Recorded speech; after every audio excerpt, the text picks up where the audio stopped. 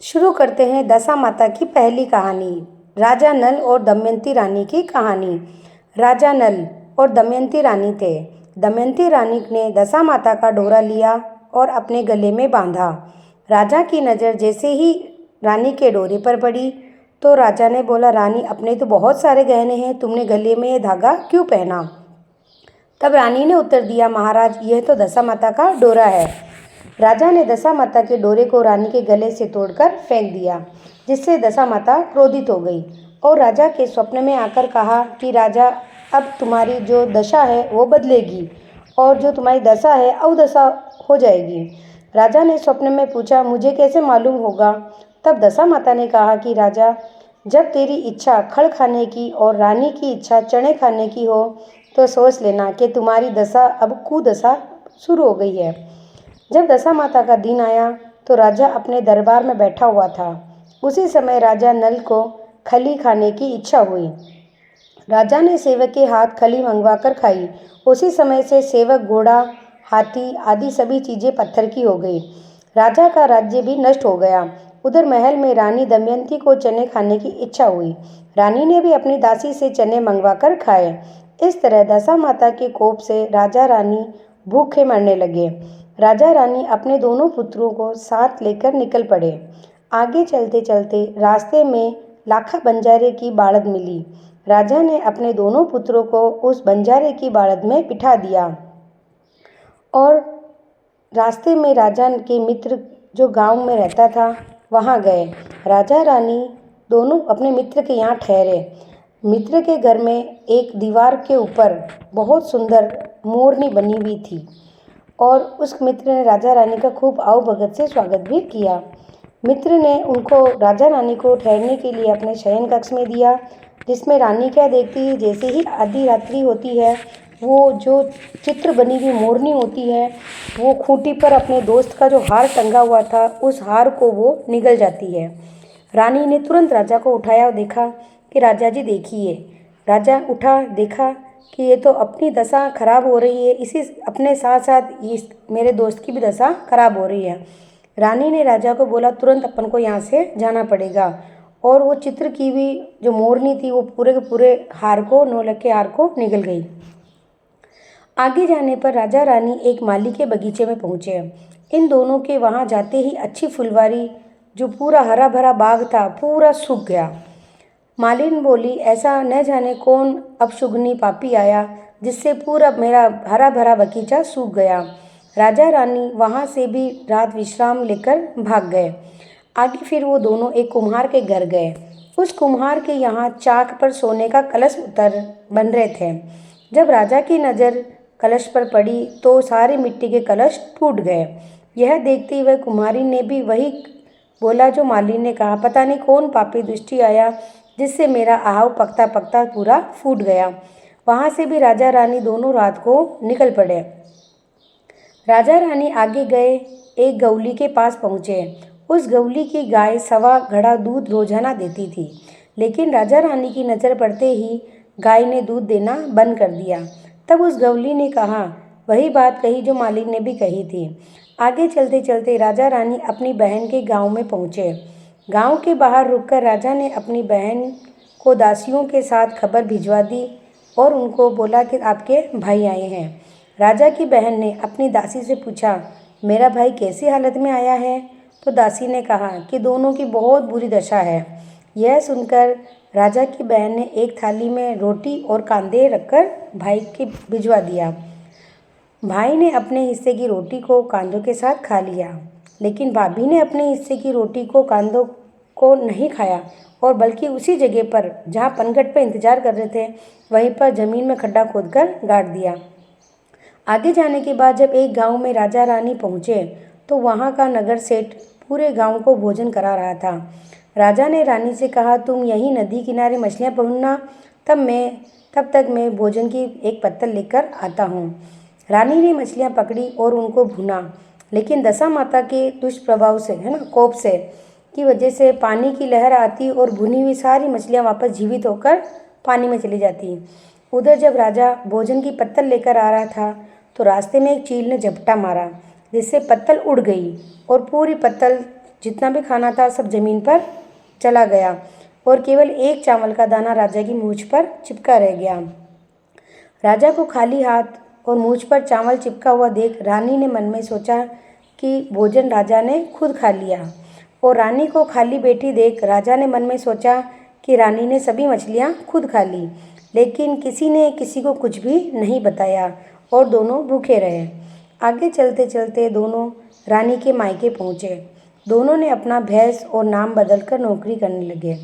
तब राजा को घोड़े की घुड़साल में और रानी को वहाँ की महारानी का श्रृंगार करने की नौकरी मिल गई। राजा रानी दोनों नौकरी करते रहे। तब 1 साल हुआ, फिर दशा माता का व्रत आया। रानी राजा से बोली, राजा की कमाई को भोजन बनाने का सामान ले आना, कि जो भी अपन पूजा करेंगे उसका सामान ले आना। आज हम लोग अलग भोजन बनाएंगे। राजमहल में आज हम भोजन नहीं करेंगे। राजा भोजन का सभी सामान लेके आ गया। तब रानी ने भोजन बनाया, दशा माता का पूजन करा और उनको भोग लगाया। जब रानी दमयंती महल की रानियों के साथ मिलकर दशा माता का पूजन कर पीपल की परिक्रमा कर रही थी, सबके साथ कर रही थी, तभी दमयंती के पैर में कंकु के पैर बन रहे थे। यह देख रानियां अपने पैर से होना बताने लगी। लेकिन दमयंती की माता ने कहा कि सभी रुको, हम एक एक करके परिक्रमा लगाएंगे, तभी पता चलेगा कि ये कंकु के पैर किसके हैं। एक एक करके जब सबने परिक्रमा लगाई तो कंकु के पैर दासी दमड़ी के बन रहे थे। पूजन करने के बाद राजा रानी ने बगीचे में ही भोजन किया। राजा भोजन करने के पश्चात कुछ देर के लिए वहीं जमीन पर सो गया। तब राजा ने स्वप्न में पुनः दशा माता को देखा और दशा माता ने कहा, राजा तेरी अवदशा चली गई है, तेरी अच्छी दशा वापस आ रही है। राजा रानी ने महल में जाकर अपना हिसाब करने को कहा। उस समय दमयंती ने भी अपनी माँ से कहा कि मैं ही आपकी दमयंती हूँ। तब माता बोली, बेटी यह बात पहले ही बता देती तो तुझे ऐसी हालत में नहीं रहना पड़ता। दमयंती ने कहा, माँ उस समय हमारी अवदशा थी और अब वापस अच्छी दशा आ गई है, इसलिए हम अपने नगर को जाएंगे। पिता ने बहुत सारा धन लाव लश्कर देकर पुत्री व दामाद को विदा कर दिया। रास्ते में वही जगह आई जहाँ रानी ने मछलियाँ भुनी थी। राजा के हाथ से पत्तल गिरी थी। दोनों ने देखा कि भुनी हुई मछलियाँ पानी के बाहर आ रही है और चील भोजन की पत्तल लेकर सामने आ रही है। तब रानी बोली, महाराज आपने मन में सोचा होगा कि सभी मछलियाँ रानी ने खा ली। तब राजा ने कहा, रानी तुमने यही सोचा होगा कि मैंने भी भोजन अकेले ही पत्तल का खा लिया। चलते चलते राजा जब अपनी बहन के गांव पहुँचे तो दासी के साथ अपनी बहन को खबर भेजी। तो राजा की बहन ने दासी से पूछा कि मेरे भाई भाभी किस दिशा में है। तब दासी बोली कि बहुत अच्छी दिशा में है। यह सुनकर राजा की बहन मोतियों की थाल सजाकर भाभी से मिलने आई। तभी दमयंती रानी ने धरती से प्रार्थना की और कहा कि माँ मेरी अमानत मुझे वापस दे दो। यह कहकर रानी ने उस जगह को खोदा जहाँ उसने रोटी और कांदा जमीन में दबाया था। खोदने पर रोटी तो सोने की हो गई और कांदा चांदी का हो गया। यह दोनों चीज़ें राजा की बहन की थाली में डाल दी और आगे जाने की तैयारी की। राजा की बहन के घर से नहीं गए वो। वहाँ से चलकर राजा घउली के यहाँ पहुँचे। गाय पर राजा की नज़र पड़ी तो गाय सवा घड़ा दूध देना शुरू कर दिया। तब घउली बोली कि आपके पुण्य प्रताप से मेरी गाय ने सवा घड़ा दूध वापस दिया है। पहले न जाने कौन अपशगुनी आए थे जो मेरी गाय के ने दूध देना ही बंद कर दिया। तब राजा बोला कि भाई पहले भी हम ही थे और अभी भी हम ही हैं। तब दशा माता के कोप से हमारी अवदशा थी। दशा माता की कृपा से हमारे दिन फिरे हैं। आगे जाने के बाद राजा रानी अपने मित्र के यहाँ पहुँचे। सम्मान दिया। कमरा रात्रि में विश्राम के लिए वही दिया जिसमें राजा रानी पहले ठहरे थे। राजा रानी को तो मोरनी द्वारा खूंटी पर जो हार टंगा था उसको निकल जाने की चिंता थी, इसलिए नींद कहाँ से आती। ठीक आधी रात को लकड़ी की मोरनी खूंटी पर हार वापस उगलने लगी तो राजा ने अपने दोस्त को बुलाया और कहा कि आपका हार इस लकड़ी की मोरनी ने निगला था।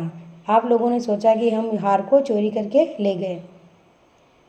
प्रातः नित्य कर्म से निवृत्त होकर राजा रानी अपने लश्कर के साथ उसी माली के बगीचे में पहुँचे। राजा रानी की नज़र पड़ते ही बगीचा पूरा हरा भरा हो गया। तब माली ने कहा कि आपके पुण्य प्रताप से मेरा बगीचा वापस हरा हो गया, पहले तो सूख गया था। तब माली से भी राजा ने क्षमा मांगी। अब हमारे दिन अच्छे आ गए हैं, इसलिए सब अच्छा होगा। वहाँ से चलकर राजा रानी कुम्हार के यहाँ पहुँचे। दोनों की नज़र चाक पर पड़ी। वापस सोने के कलश उतरने लगे। कुम्हार ने बोला, पुण्य प्रताप बरखान किया, और राजा ने अपनी दशा का उनको विवरण सुनाया। सभी ओर से निवृत्त होकर राजा रानी लाखा बंजारे के यहाँ अपने दोनों पुत्रों को लेने पहुँचे, लेकिन बंजारे ने दोनों पुत्रों को देने से मना कर दिया और कहने लगी कि ये दोनों मेरे पुत्र हैं। और रानी ने कह रही थी कि ये दोनों मेरे पुत्र हैं।